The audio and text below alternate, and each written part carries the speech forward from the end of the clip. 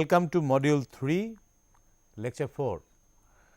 We looked into mineral admixtures, some of them in the last class, namely fly ash, ground granulated blast furnace slag, rice husk ash,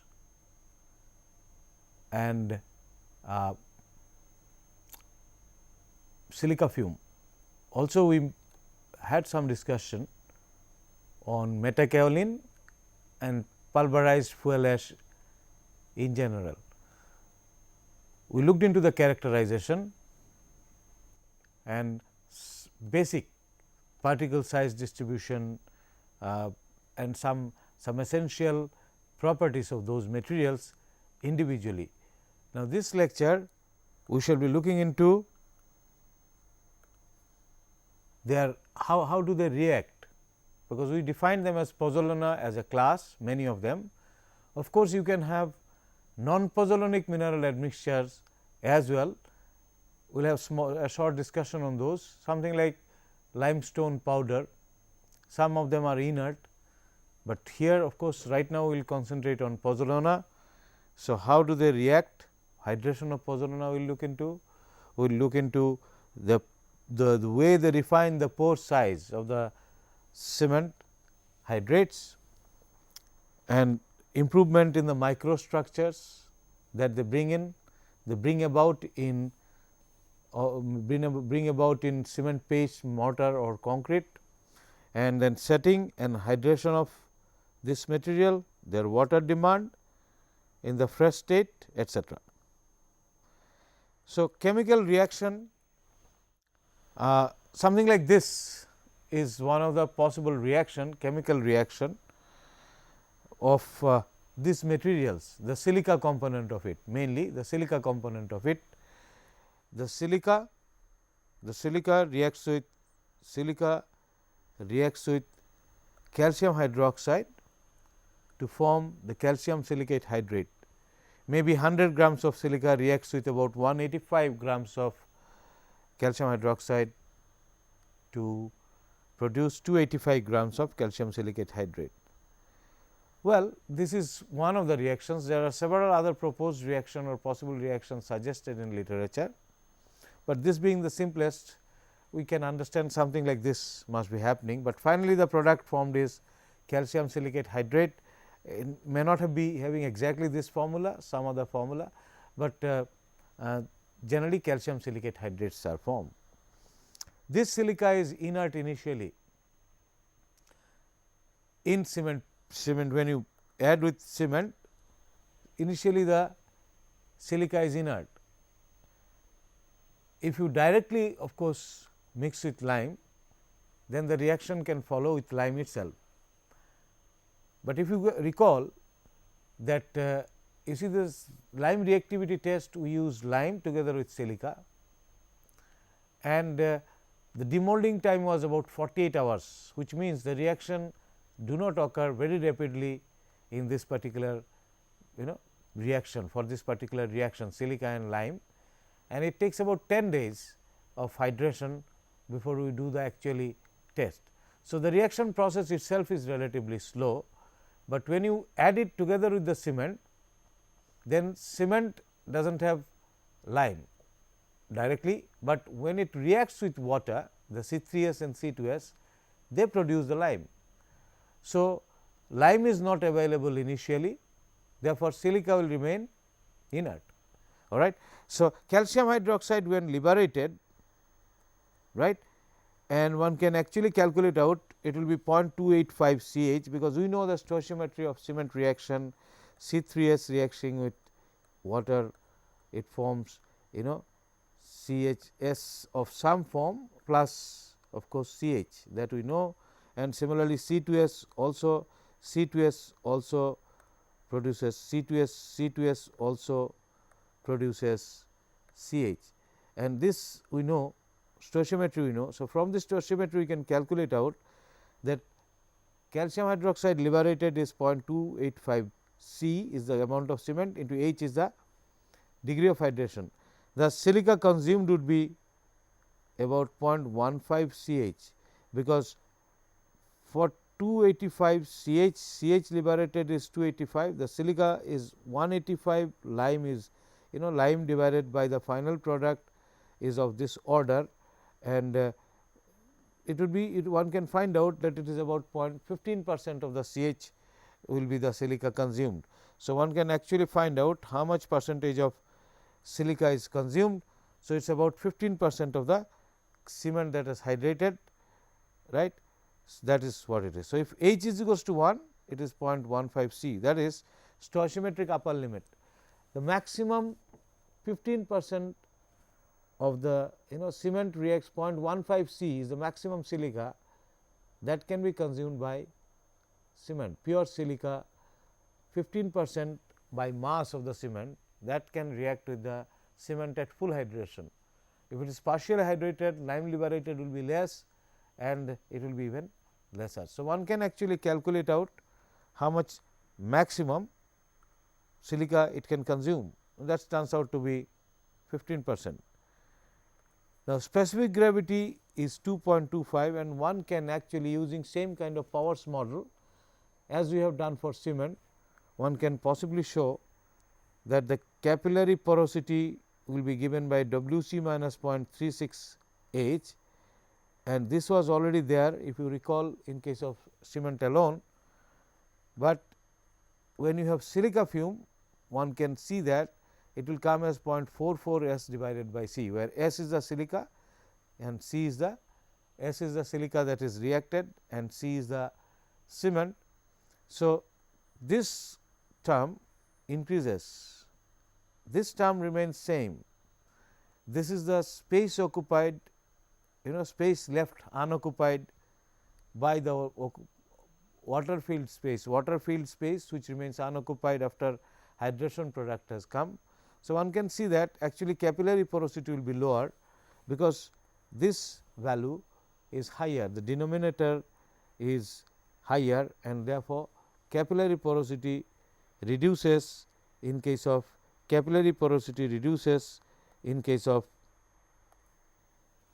silica or any pozzolana consumed by the cement. So, there is a reduction in capillary porosity that one can calculate out. This comes out to be this. One can do this exercise, it is not very complex, but then this is one of the reactions actually. This is still this is not the acceptancy of this has to be seen because the reactions are not really fully known and things like that. However, one thing we understand from this exercise that capillary porosity will reduce. If one looks at the scanning electron micrographs, right, hydration after 7 days, one could see that the spherical fly ash particle, this is with in the mortar, spherical fly ash particles has produced a number of CHS and they look like cotton like things, the number of CHS has been produced, and this is what one can see from scanning electron micrographs, and similar more such hydrates would be seen, in the 28 days. So, when 28 days more hydrates are formed, 7 will be very little, but 28 days you will see lot of hydration product actually the CHS formation. So, if you distinguish from 7 to 28 days, 7 days much lesser of this would be there and 28 days you will find more of this hydration product that has accumulated. So, little actually 7 days not much is seen, but 28 days you see lot of hydration product. With PFA, this is a model, for example, you have a Portland cement grain let us say, and the CHS right at early age the CHS has come out, CHS layered structure has produced, which we have seen earlier when we looked at cement hydration process.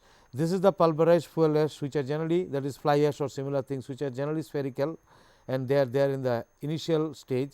So, this CHS has formed and calcium hydroxide will be now liberated. Initial age there is not much of consumption of this PFA,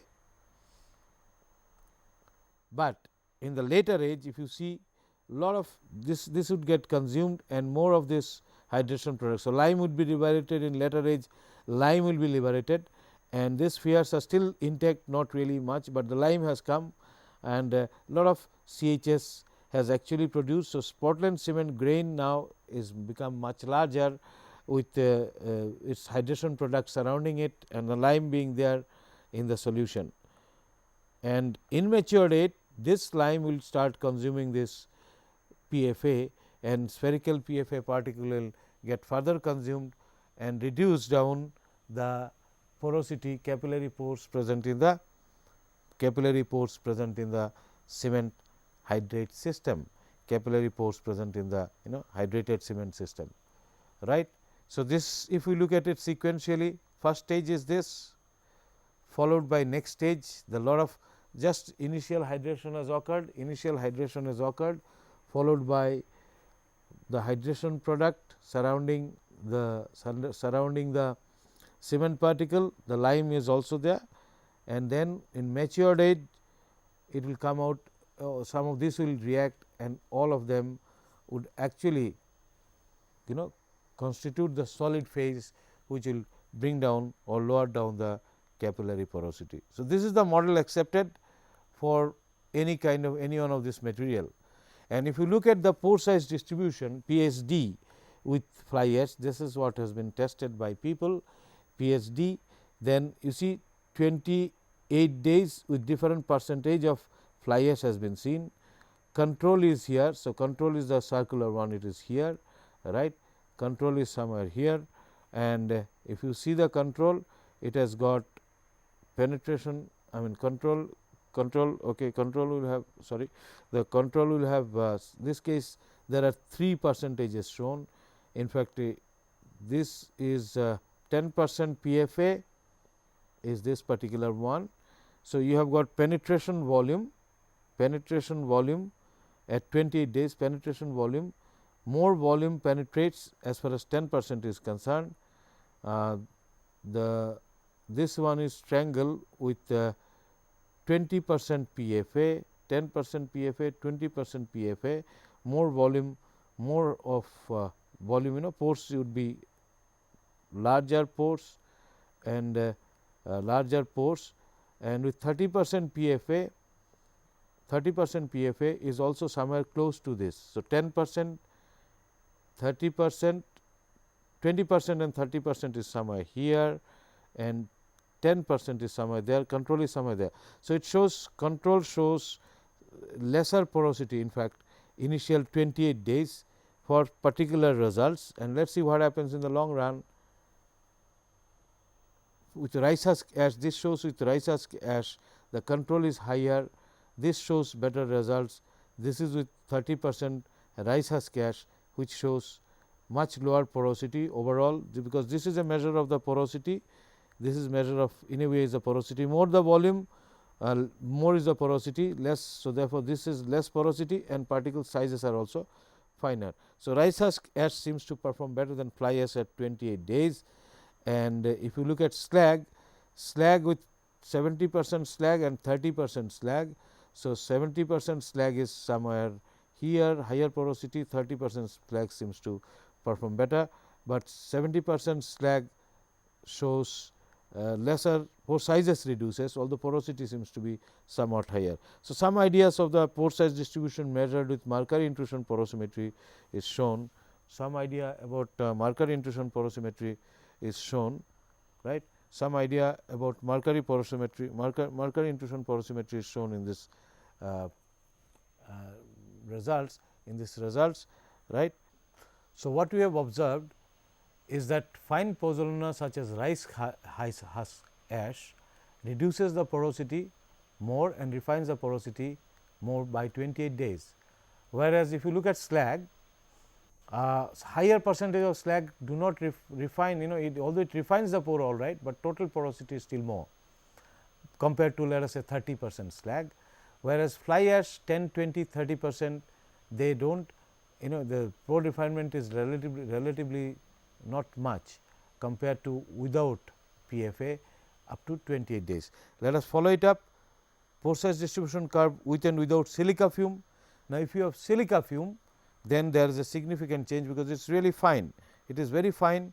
Without silica fume, the pore size distribution is something like this, and with silica fume, the pore size distribution is the next one as you shown.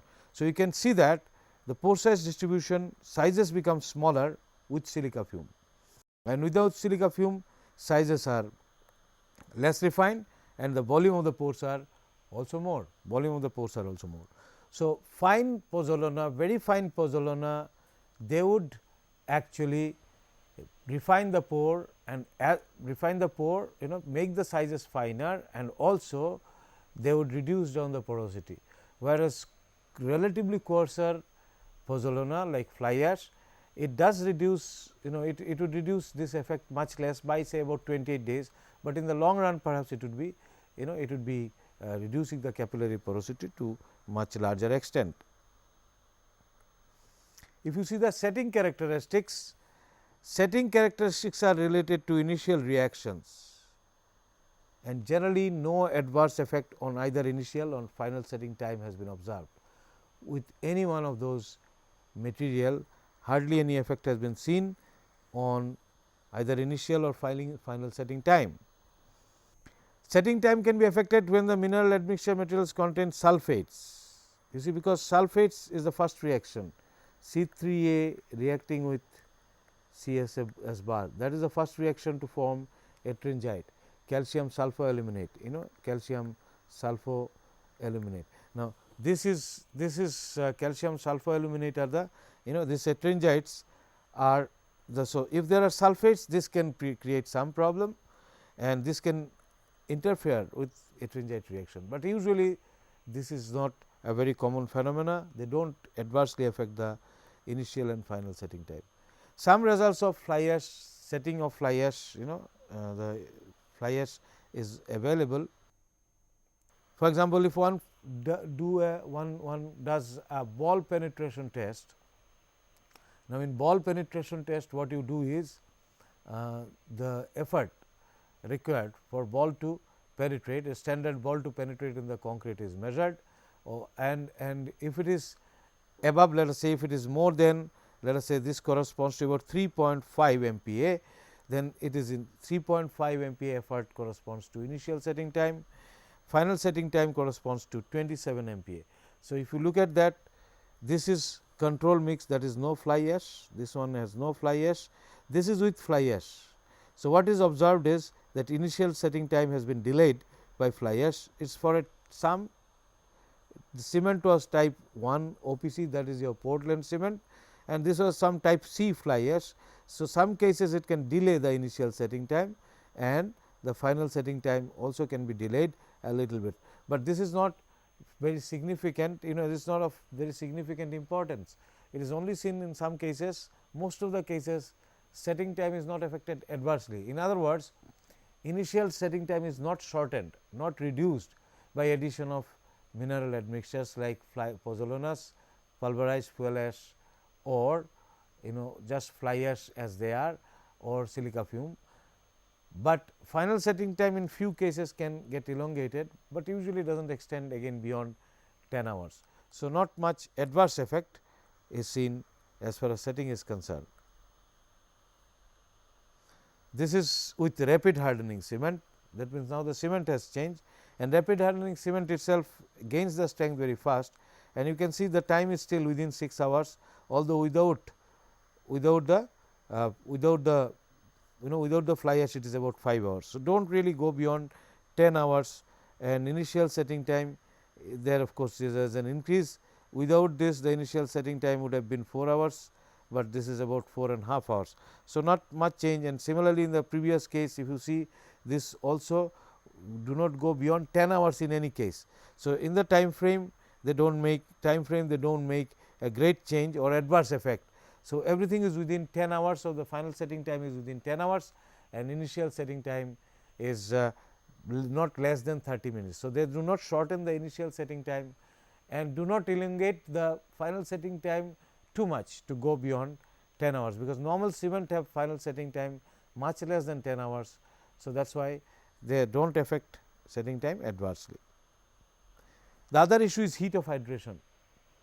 Heat of hydration is lowered depending upon the mineral admixture itself. For example, fly ash would lower it significantly,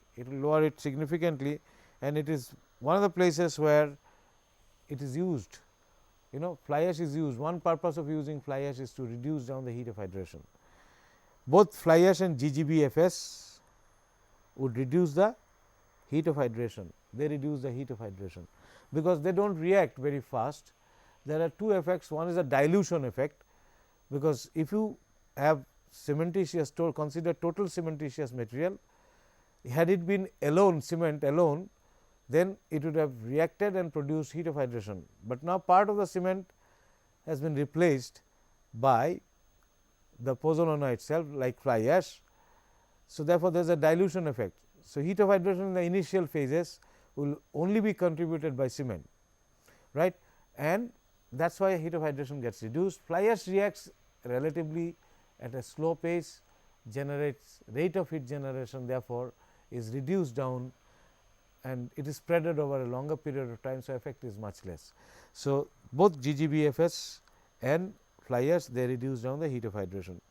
Silica fume of course, is highly reactive, hence rate of hydration is also increased compared to FA or GGBFS, hence heat of hydration depend on mixed proportion. If you have high cement, obviously it will try to produce more heat, and it also depends upon how much is your C3A, because C3A is the major contributor to heat of hydration. It is the major contribution, its major is the maximum, it produces the maximum heat of hydration, that is what we have seen. So, some comparative diagram we can look into heat of hydration.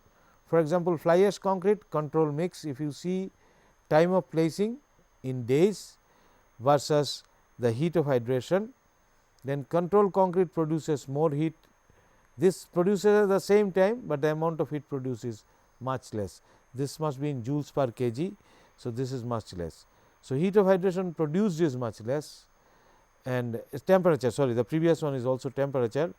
This should be in temperature rise that is showing. So, temperature rise is much lower with fly ash, and here also the temperature with OPC 360 kg, this is OPC 265, OPC 265 kg, right, OPC 265 by 150, this one is OPC 265 by PFA 150 kg, right. So, this is the one, and this is ambient condition is somewhere here, relevant ambient condition is somewhere here. So, this is 265 OPC, this is OPC 265 plus 150 kg of this is fly ash is 150, and ambient condition is here, ambient profile, relevant ambient profile in two cases, this is what is shown. So, actually temperature rise is much less when you use fly ash, and this diagram also shows the same thing. For example, this is the top surface of a grade level, top of a foundation. So, it is a raft, thick raft, 4.5 meter thick raft, 4.5 meter thick raft, bottom of the foundation is here. In this direction is the temperature. Now, fly ash concrete has got the maximum temperature somewhere here at its center, whereas this one is controlled without fly ash will have much higher temperature, and slag concrete is still lower than the fly ash concrete. So, generally temperature at the center is maximum, because dissipation will take place from here, dissipation will also take place to the ground, but center temperature rise is maximum, and in this particular experimental results as is shown, the slag shows the least temperature followed by fly ash, and control concrete shows the maximum temperature, control concrete shows the maximum temperature. So, as you can see that they really reduce down the heat of hydration, both slag as well as fly ash, both can reduce down the heat of hydration. Setting not adversely affected, but heat of hydration is reduced by use of these particular materials. Water demand, let us see, because do they affect the workability, water demand, right. So, now when it is spherical particle like fly ash, they ensures better packing of the cementitious system, and also there is something like they ensure there is some amount of ball bearing effect. That means, on circular or spherical particle, all other particle can move very easily on top of it, it can roll over. So, this is called ball bearing action, and this material fly ash can exhibit this ball bearing action, because they are they are spherical. better packing characteristics and hence less water demand. So, water demand reduces because of better packing and also ball bearing action. So, they make the concrete somewhat flowable, they make the concrete somewhat flowable, concrete or mortar somewhat flowable. So, in a way water demand reduces with fly ash, water demand reduces with fly ash. Slump can be also lower. If you get 100 mm slump without fly ash, that is equivalent to about 75 mm slump with fly ash. The cohesion is similar, the consistency would be similar, workability, that is your effort for compaction would be similar. However, the slump can be slightly less because they are sticky, it is a little bit sticky with the more similar consistency. So, as a result it has been observed that slight slump can be lower, although cohesiveness is same. So, 100 mm slump with no FA is equivalent to 75 mm slump with FA. So, therefore, 25 mm slump reduction would occur, although water we find that cohesiveness is same.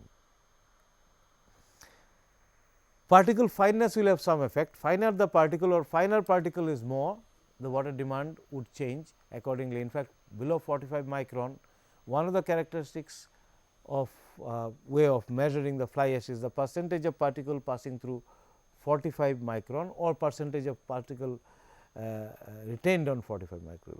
If it is more, passing through is more, that is a better fly ash, because that is finer and fineness performs better, right. Spherical particle content has also some effect. More the spherical particle content, it has been seen that water demand reduces, because ball bearing action will be more, packing characteristics would be better, and therefore, less water is required to fill in the pore space within the cementitious material to make it consistent. So, consistency, standard consistency, if we or similar thing, if we conceive, the amount of water required will be less when you use fly ash with more spherical particle and more fine particle. Let us see, some diagrams are available. If you look at this diagram, this is 0 fly ash control, fly ash particle greater than 45 micron by mass. So, if you increase the particles more than 45 micron, free water required in liter per meter cube of concrete, you can see that this increases with 10% fly ash. If you have 10% fly ash and 10% is particle greater than 45 micron, water demand is somewhere around 190 liters, right.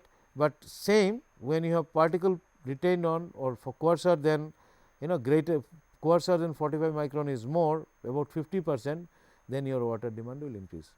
So, finer the particle or particle passing through 45 micron, if it is more, retained is less, retained more means poorer, more water demand, passing more is less water demand, and this effect tends to, water demand tends to reduce when you use more and more fly ash, and it just goes on, more fly ash, less is the water demand, fine fly ash, less is the water demand.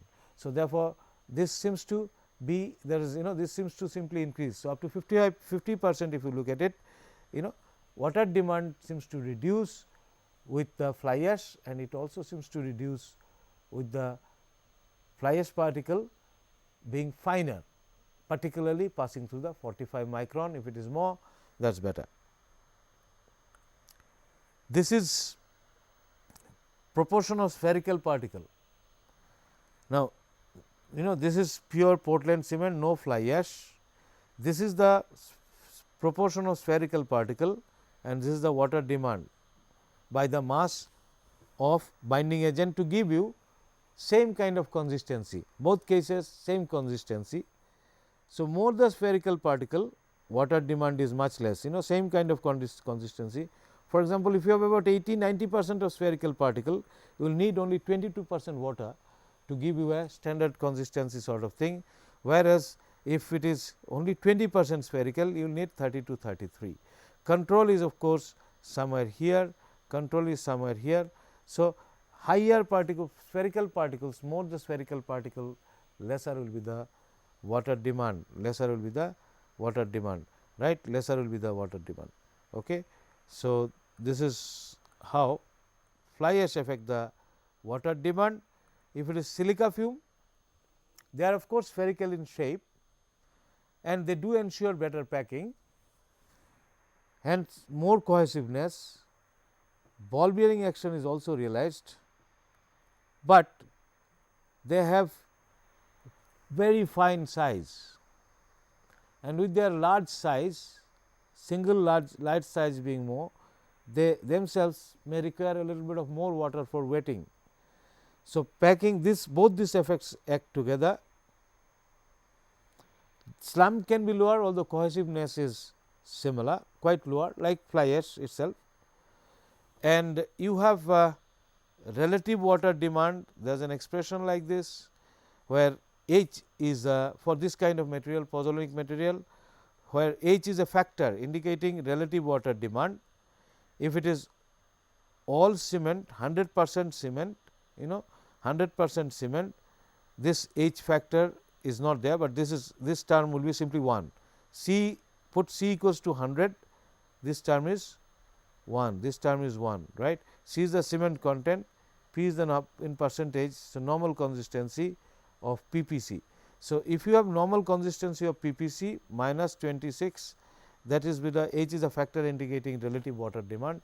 If the consistency is low, less water demand will reduce down in case of material like silica fume.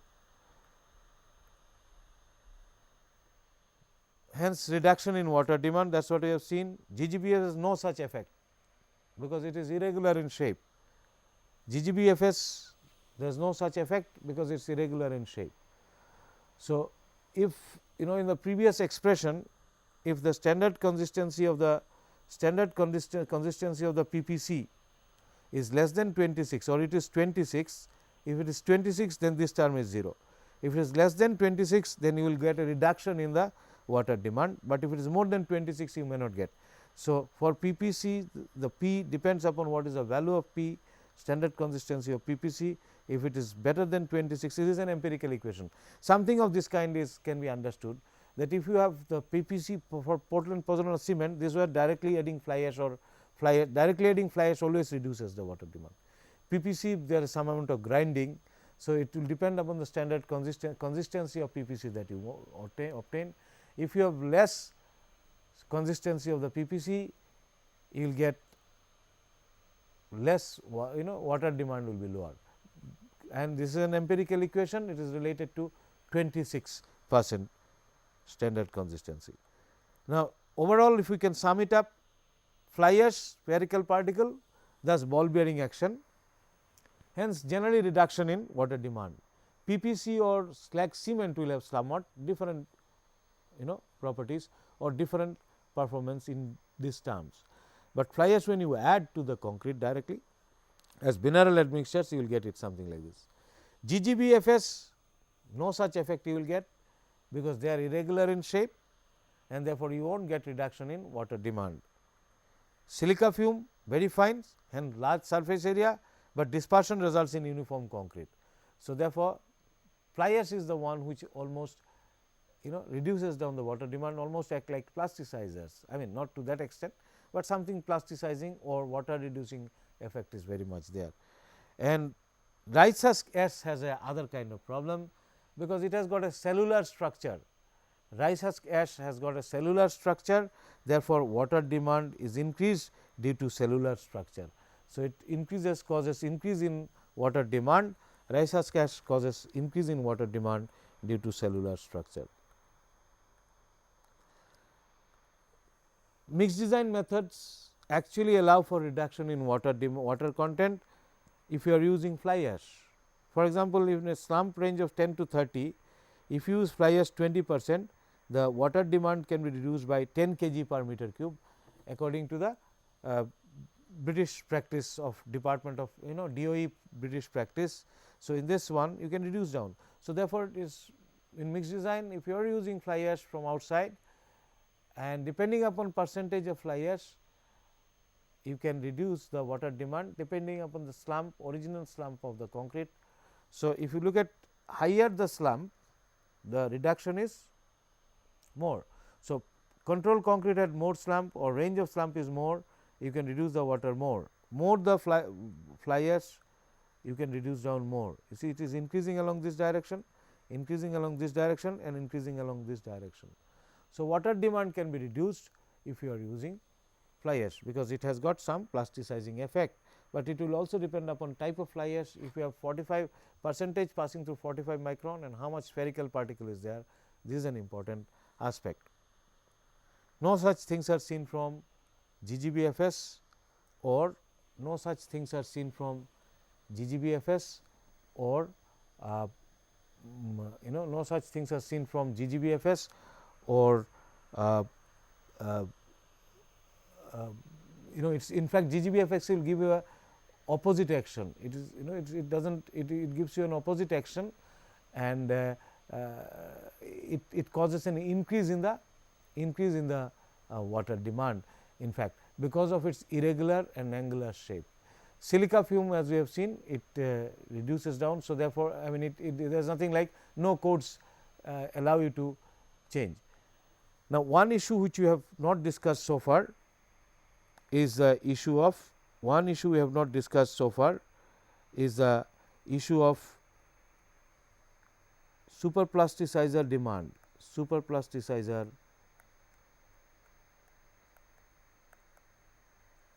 or plasticizer, water plasticizer or superplasticizer demand in case of fresh concrete. So, when you have fly ash,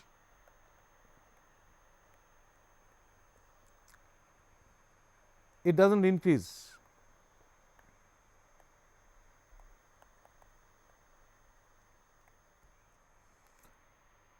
Rice husk ash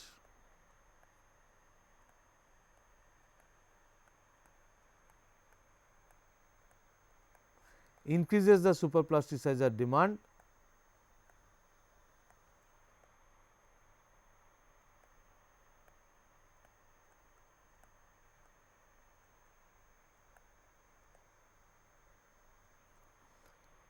significantly.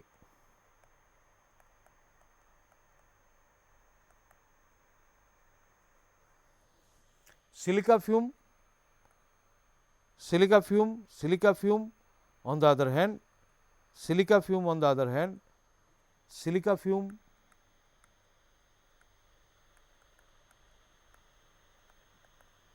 also increases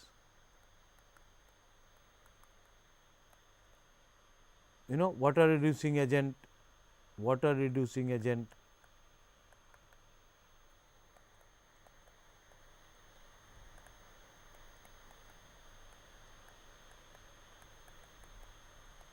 demand, and GGBFS also increases demand for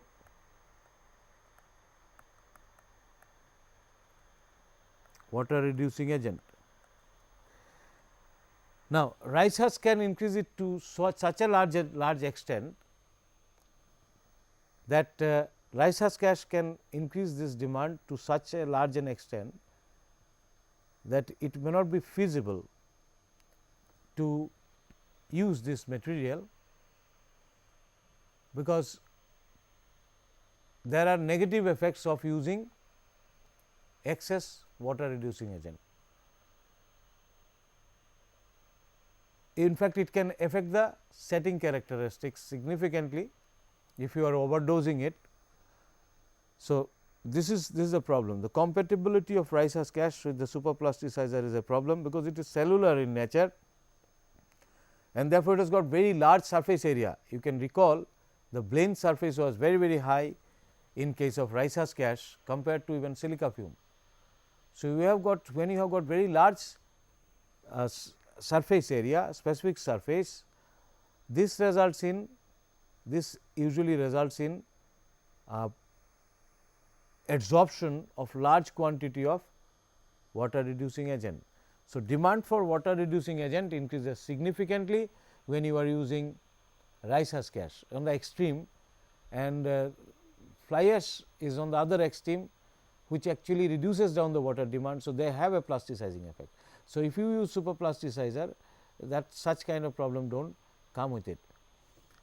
Silica fume although makes the cement based material or concrete system more cohesive, since its surface area is very large, because of its fine size, silica fume also tends to increase the superplasticizer demand. So, normally one has to look at the compatibility issue of superplasticizer with the silica fume and cement system.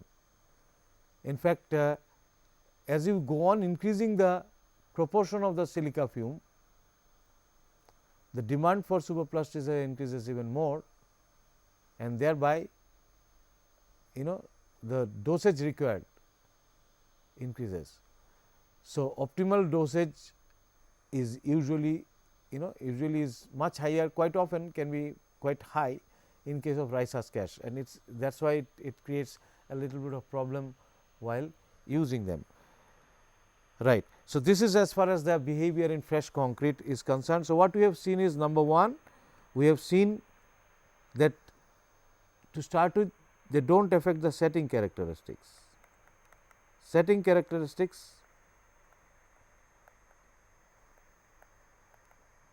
minimum effect.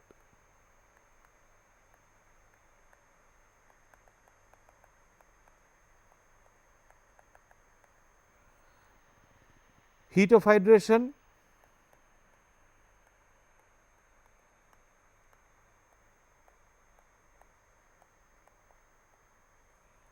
lowered by fly ash and GGBFS.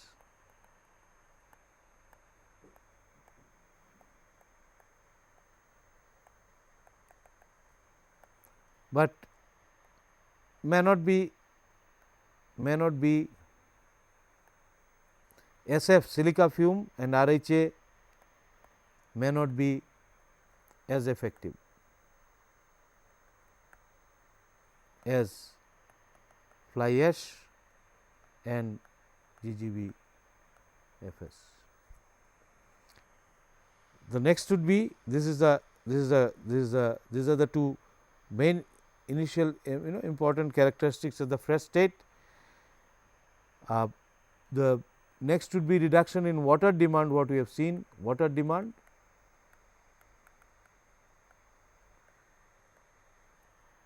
Fly ash reduces superplasticizer demand or plasticizer demand, I mean water reducing agent demand. Rice husk causes increase.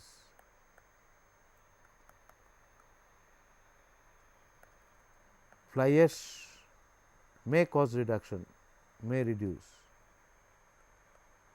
So, if I sort of in a scale, if I want to put them in a kind of scale, fly ash would be one which shows much better performance at the fresh state or enhances the performance of the cement based material in fresh state compared to, let us say, other mineral admixtures. Inert mineral admixtures such as limestone powder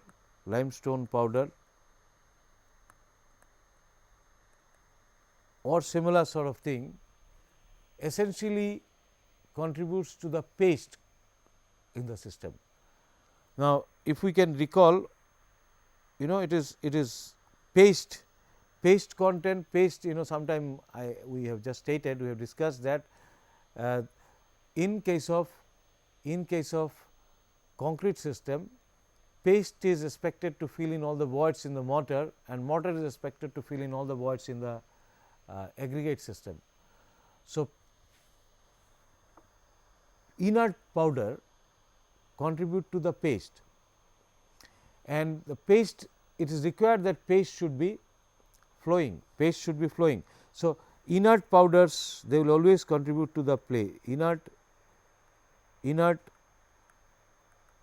powder of cementitious size, of cement size, let us say, of compatible size with cement, compatible size,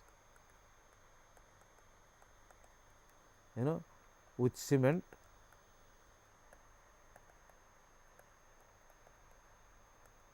contributes to paste,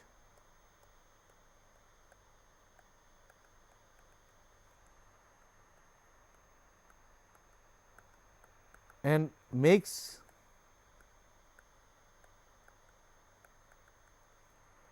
concrete more cohesive.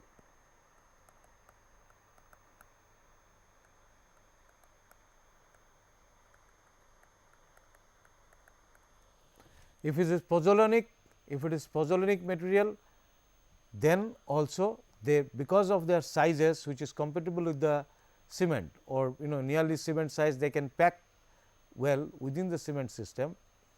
Therefore, they also contribute to the paste. Now, this has got in modern two types of concrete, this has got high relevance. For example, pumpable concrete, where you want more cohesion such that water, the slump required would be something of the order of 120 or 150 millimeter. So, when in case of pumpable concrete, fly ash increases the cohesion of the mix, and water cannot get out of the concrete system when it's subjected to pumping. Otherwise, the water has a tendency to go out of the system, leaving the solids behind. This cannot occur if I have sufficient fines in the system.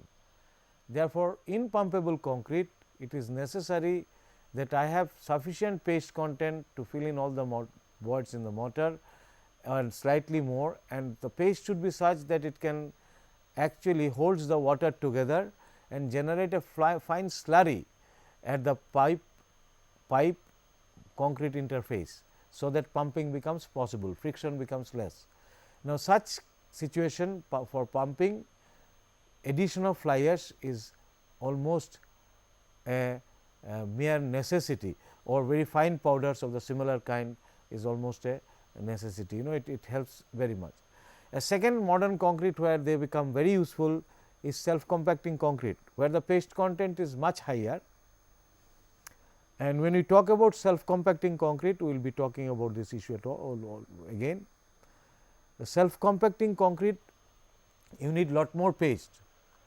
Now, you can't add on cement, because cement will contribute to shrinkage.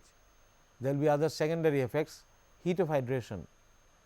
So, therefore, one would use inert powder or pozzolanic material like fly ash.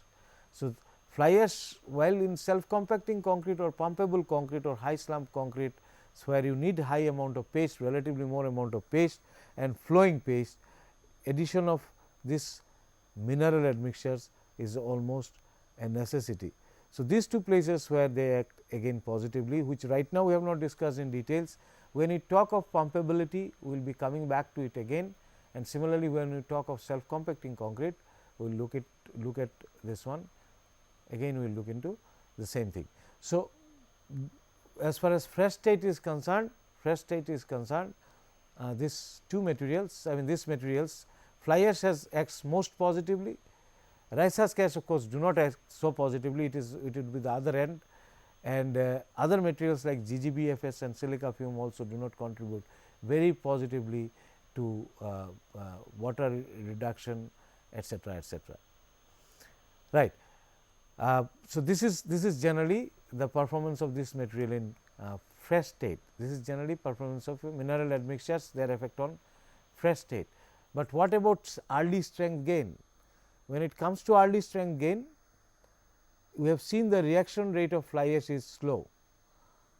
Silica fume is itself is so fine that it can fill in the pore within the cement system right in the beginning.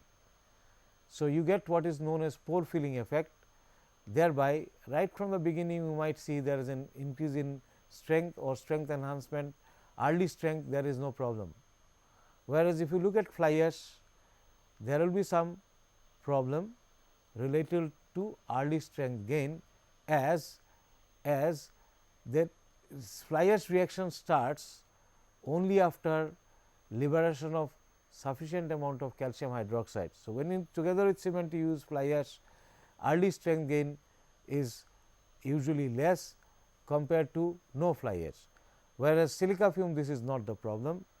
And GGBFS also similarly, if you use GGBFS which can be used in relatively more quantity than the fly ash, early strength gain is not, you do not get the early strength gain, whereas long term strength would be fine.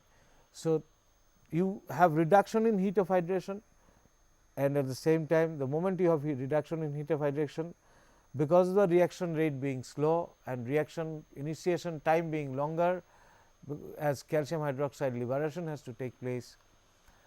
So, initial strength gain is relatively less in such material, but heat of hydration is also lower, whereas those material which will have high early which do not have that much of problem in terms of initial strength gain will not be very much effective in reducing heat of hydration.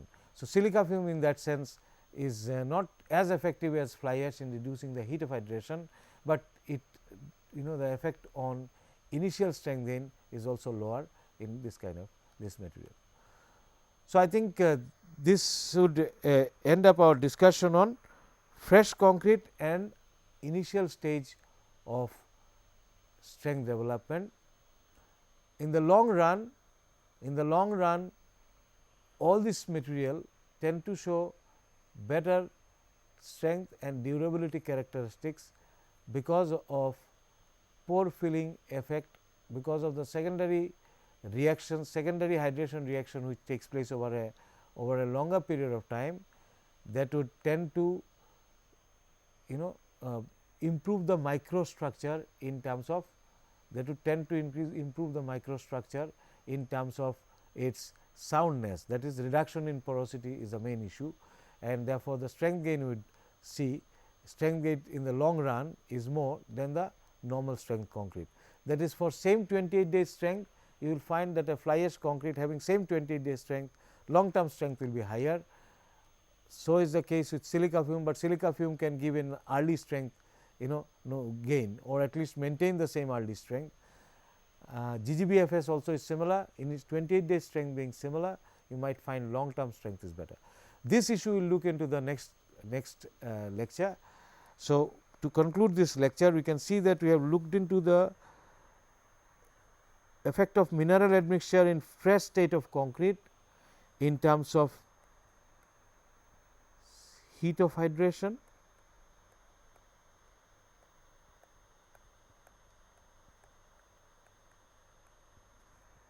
setting time,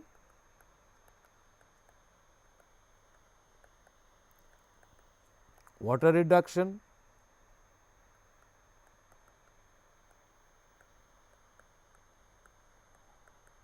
and water reducing agent demand, right. And we just talked about a little bit on strength gain, which we will be doing in the next class in more details in the long term strength gain and their effect on hardened concrete system. So, with this we can conclude this lecture. Thank you very much.